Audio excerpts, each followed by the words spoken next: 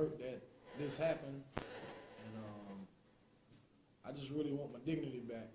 I don't like my name being scandalized and, you know, people putting out this and that on me. That's not the case. I mean, I'm 33 with no record, so that explains enough. I'm not a trouble person. I'm a humble guy, and that's that.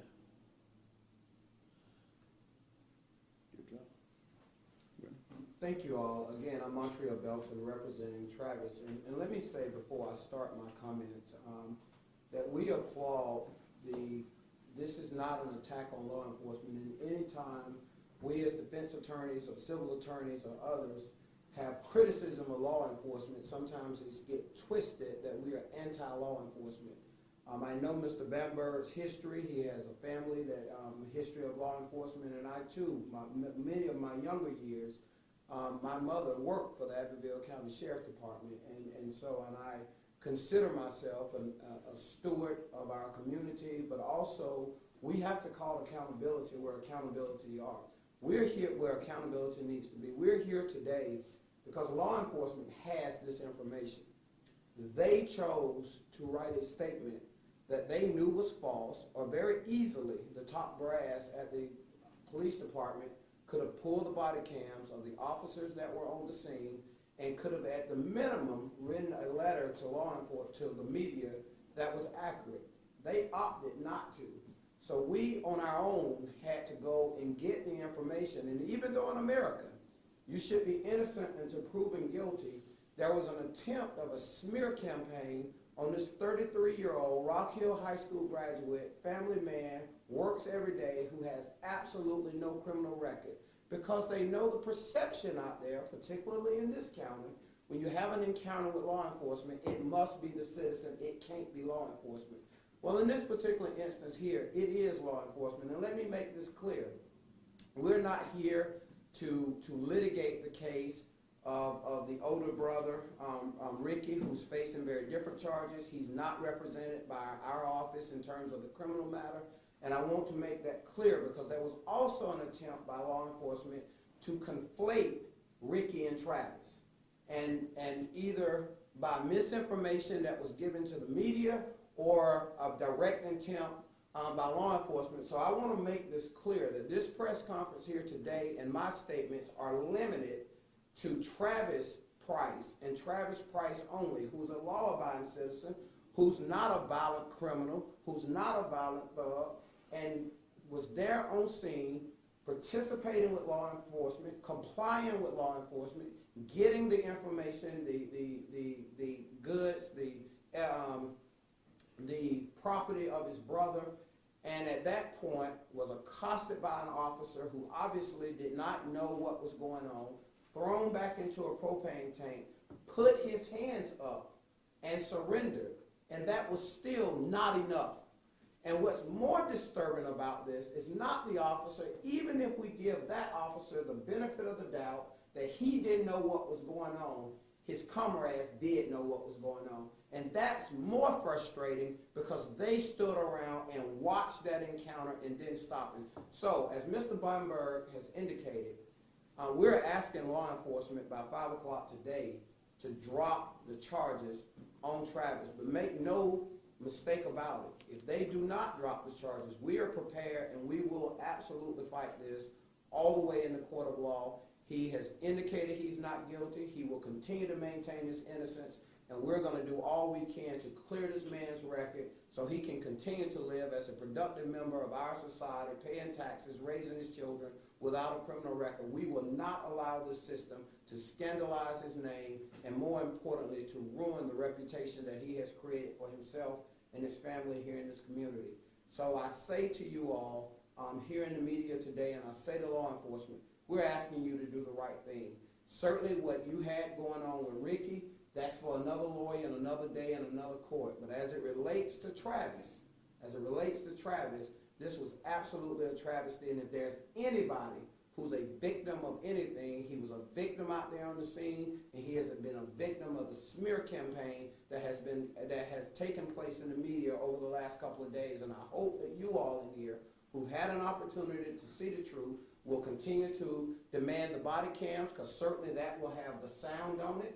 I hope that the media will continue to demand the body cams, and I hope that you all will also ask the tough questions that need to be asked of law enforcement so we can get to the bottom of what happened here with Travis. And a man in America should not have to go out on his own and get video footage to prove his innocence. And the last time I checked our system, a man is innocent until proven guilty, but obviously that was not the case that law enforcement intended to display on Mr. Travis Price. So we're going to take happy to take some questions here in a second, but I do want to end you with this. And you know, we've had a lot of people in the community reach out. You know, we've spoken with members of this community, and a lot of them have some of the same concerns that have been raised since this begun, which is the aggression level, the unnecessary use of force that is shown in this case.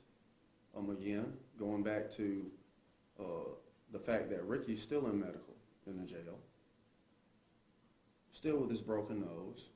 And we see officer punch and punch and punch and punch and punch and punch, right? And law enforcement says, well, he did this, he did that. Okay, that still doesn't justify the level of force that's being used to affect the rest.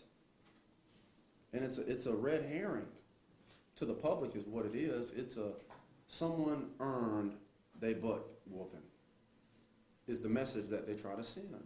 But we've shown you, if you just look at what happened with Travis, he didn't earn that butt whooping. He didn't earn that.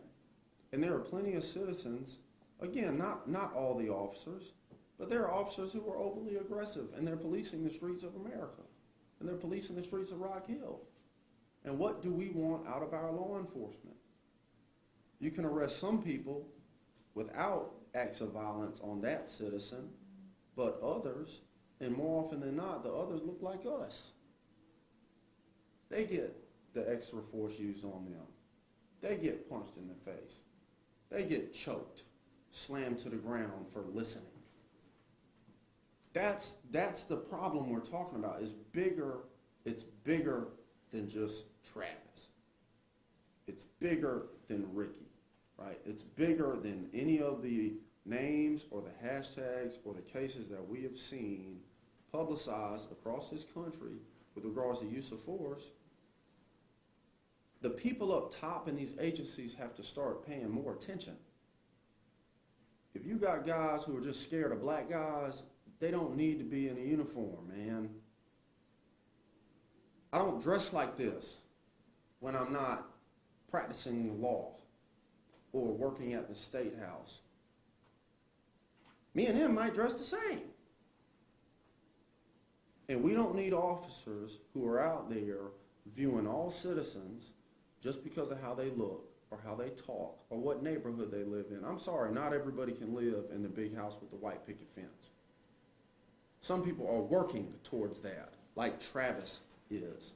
The day he got out of jail, he got a good shower, a hot meal, and the next day he was back at work because he had to miss work the day he got arrested.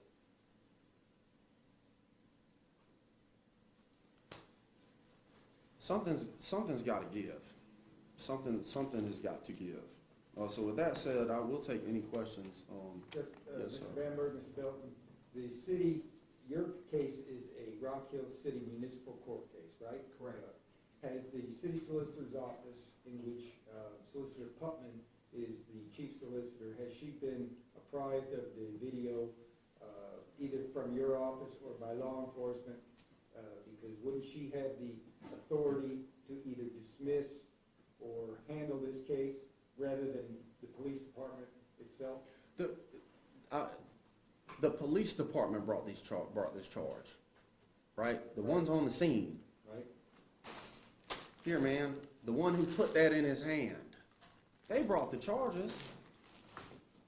Well, I guess I didn't ask it properly. Once the police have made the charge, do they have the authority to dismiss it, or does the solicitor's office in the city have to do it? Well, based on my experience here locally, absolutely law enforcement could dismiss the charges. But to your point, our office has not had any contact at this point with Solicitor Putman or anyone else in the solicitor's office for the city of Rock Hill. We intend to file all the appropriate paperwork and letter representation today. Okay. Or the person who was manhandling you, Travis, what is this Department of Homeland Security or is this Rock Hill Police? See, that's part of the problem, right? Is at this point we don't even know the identity of the officers, right? The only reason we know they're officers is because they've said they're officers. We know nothing.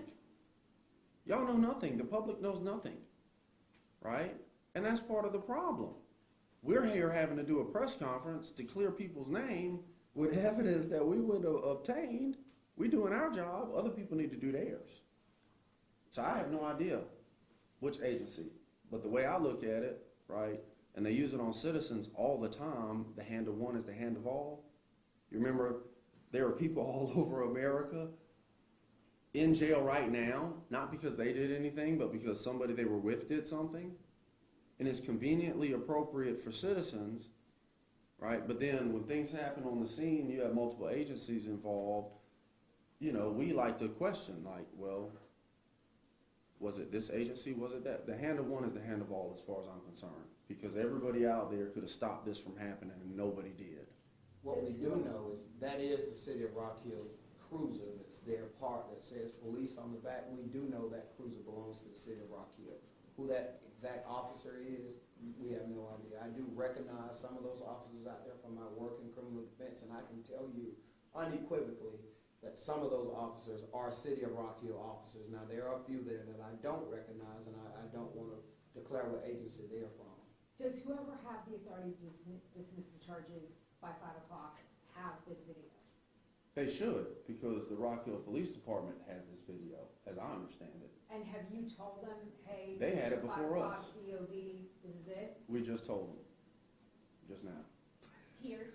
Here. Here, with y'all, in this room, we just told them. Okay, you haven't filed anything with the, within the case, any motions or anything within the city case at the clerk's office? Why would, there's, I'm just asking. I'm No, not no. saying you should, I'm just asking.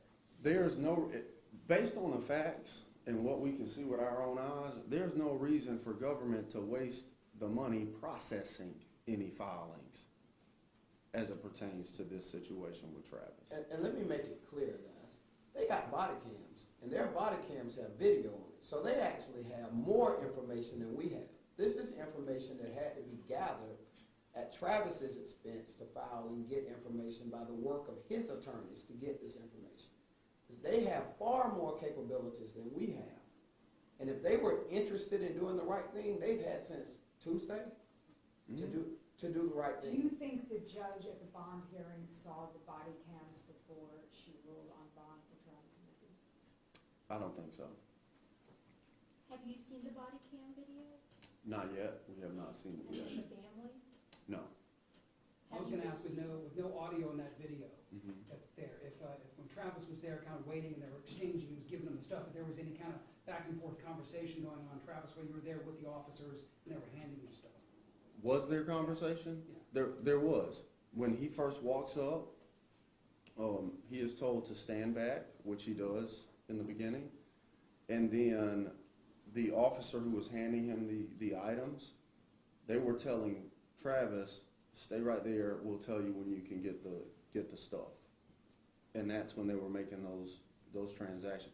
He was standing still doing what he was told to do, and nothing more, nothing less. You That's know all the he was doing. conversation other than what you just mentioned. Correct. Can you tell us if there's any concern about that slight pause at the end of the video? Right Where in it slows down? Yes. Yeah, so that's just like a freeze in the data file, okay? The timestamps, everything like that, that's how it came off of the system. So we're not missing anything that happened. The video just freezes and then moves like frame by frame, if that answers the question. Have you also had a chance to talk to any witnesses out there? No, at this point, honestly, the focus has still been on, after reviewing all this, getting this dealt with, right? And then making sure that Ricky is okay as he still sits in jail. So we're gonna keep working. We will be talking with people. I have been in touch with SLED. I've spoken directly to Chief Keel at SLED, as well as the agents who are handling this investigation. Travis has spoken to SLED already, right? He's given his interview to SLED. So, I mean, we're effectively doing everything that we can to do our jobs and be good stewards of citizenship. And we're just asking the government to step up and do theirs, and the city of Rock Hill to do theirs. You know, so that's what we don't have any updates on that end. I have another question, if I may. And I'm asking, I'm not saying this, there is no legal constraint to keep the city from releasing body and dash cam video to the public, right? Even though they say that certain portions of it, including body cameras, are not subject to FOIA application, they still have the authority to release any and all videos to the public, am I right? As I understand it, there's a FOIA aside. Technically speaking, if they wanted to put it out, They could do it right now. they could. Correct. I don't know if you're talking anymore, Travis, but can you just tell us how you're doing, especially after everything that happened, and then obviously watching this video again, if you're willing? And this is his first time seeing that. Yeah, that's actually my first time seeing it, and you know, I'm still sore, still in pain, you know. But other than that, I'm also hurt that my name and all that, and the way that I was scandalized, I don't like that, you know. Period. You know. But I'm good. I'm sore. I'm very sore. I am. But I still have to make an honest living. So. I have another question, if I may. One of the things that you have not, Mr. Bamber, you mentioned about your words, people who look like you. Is it fair and right to say that Travis Price was treated the way he was because he's a black man in Rock Hill, South Carolina? Do I think Travis would have been choked like that if he was white? Absolutely not. I think it's not just race. Race is a big part. It's also economical, right? It's socioeconomics. It's like I pointed out again, and I always go back to Mr. Jethro Devane's case in Rock Hill. It's the neighborhood they're in. And Mr. Devane owns 10 properties in that area. And he was treated like utter trash because of where they were at, right? So between socioeconomics and the way that those socioeconomically depressed communities are treated by law enforcement, in addition to the fact that, let's just be real, those officers, and I'm not in their heads, but I got a pretty good idea, okay? Those officers are out there looking for people that they think are either known drug folks or whoever, okay? And they see Ricky, and his brother comes up, and they see him. And unfortunately, yes, they policed a lot more aggressively than they would have if these guys were 10 shades lighter. And that is what I believe. Mr. Dacey, the unfortunate thing we have, particularly here in the city of Rock Hill and with the DEU unit and these others, are these officers who are trained. They are policing these neighborhoods in paramilitary gear, with paramilitary weapons, with paramilitary fatigues on. They're amped up. They have a guy, Ricky, who they have deemed as a violent criminal, so they have all these officers there. And so naturally, it appears that everybody surrounding the situation becomes like the person, the target that they're after. And we cannot seem to get through, and I don't expect everyone to agree, but as Mr. Bamberg indicated, until we get officers to look beyond the color of one's skin, the neighborhood one's lived in, kind of car they drive, and look at humans as humans and deal with individual circumstances as individual circumstances, we're going to continue to have this. And every single assistant solicitor with whom I have worked with in the last couple of years, I have said it, and I'm going to say it here on record today. Rock Hill is a powder keg.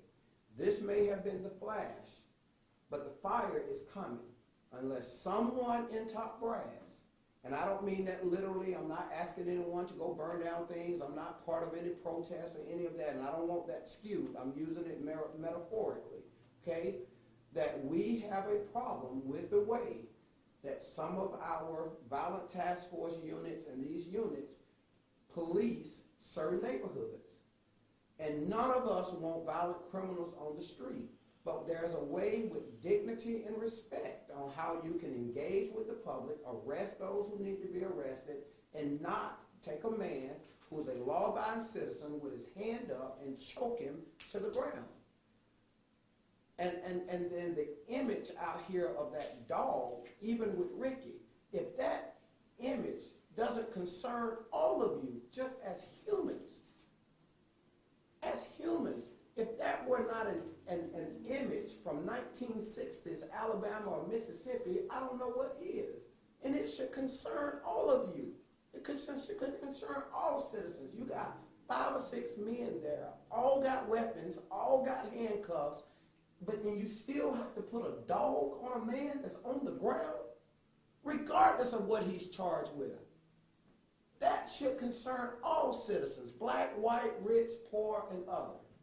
And so that's why we're here today. And certainly this is dealing with Travis, but what happened to this man and the charges, and now if you run a SLED report, it shows that he has a charge out there. I mean, it's just absolutely, utterly uncalled for, and absolutely someone should step up and do the right thing. This is what this is about. Not about the officer there on the scene. It's about the supervisors. It's about the bosses. It's about those down there who can make a decision and them doing it.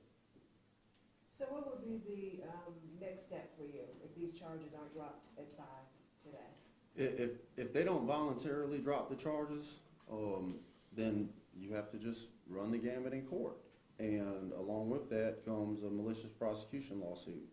Because if you decide not to drop the charges after seeing what we just saw, the only reason you're prosecuting this young man is to do so maliciously. How long do you think that would take in the courts? To what, dispose of the criminal case? It just depends. It just depends. And I guess if I may piggyback on that question, Rock Hill City Court, there are no indictments, right? Correct. There are no indictments, no Correct. grand It's a juries. misdemeanor. They literally could handle this as we speak. Correct. Correct. The city solicitor's office, the And to police answer your department, question about Bodycam, the Rule 5 of Discovery, they have to turn Bodycam over to me. but they don't have to do it today, they have to do it when No. they're, essentially when they're ready.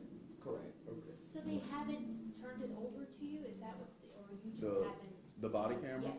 Have So they there- not given you access to it? I know that during the chief's press conference, he mentioned, well, we'll show the family, et cetera, et cetera. I have not spoken with the chief. I have touched base with the mayor about the situation that was going on last week with regards to some of the people who were protesting taking things a little too far in an attempt to quell that. But I mean,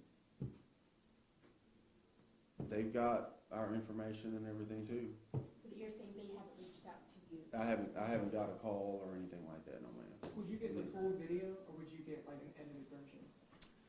It depends what they want to give.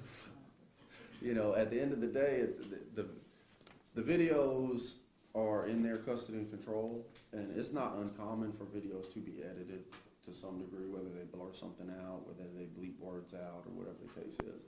But I always try to get the full unedited video if possible. But if it were to go to court, are they gonna have to play the full video, or they would play an edited? Correct, the full, correct. And let me say this, because Mr. Bamberg did mention, and I live here in this community, I practice law in this community. Obviously, my law office is here by design in the predominantly historically African-American community. We don't condone anybody rioting, tearing up. There's certainly people who want to peacefully protest and exercise their First Amendment rights. We do that. But I know sometimes things get missing that you are just trying to light the fire and send people out. That is not our intention. We absolutely unequivocally condone any type of civil unrest that results in the destruction of property or the loss of life or those things. That we cannot condone what we are condemning the police for doing. Correct. Okay? We don't condone what we are condemning the police for doing. So our goal, Mr. Bamberg and I, we fight in court. That's the tool that we have been given, and that's where we intend to fight these in court. And so we're asking any of the people who support the larger cause for Travis to not be out there destroying any property or tearing up anything or blocking off any streets or any of those things. If you desire to protest, get you a legal parade permit and go out and do it legally and do it peacefully. And allow us to fight in court. You will not help Travis or the larger issue of police brutality by then doing the things that we're condemning the police for doing. I have one last question. And I apologize if you were trying to get finished. If those officers were all in blue Rock Hill Police Department uniforms with nameplates and not wearing paramilitary gear, not in police-like haircuts and beards and things, would this have happened? Let me ask you this, right? If you go on the football field and you don't have a helmet and pads on, are you gonna hit anybody? No, sir. There you go. Right. It's a national issue in America. It's not just Rock Hill. It's not just Homeland Security. Any agency that goes that route, right? Police are supposed to be a part of the community, right? You police the community a certain way. You're not in the military. So if you want to go in the Army, go in the Army. Do what my parents did. They joined the Army. My granddaddy joined the Army, right? If you want to have your automatic rifle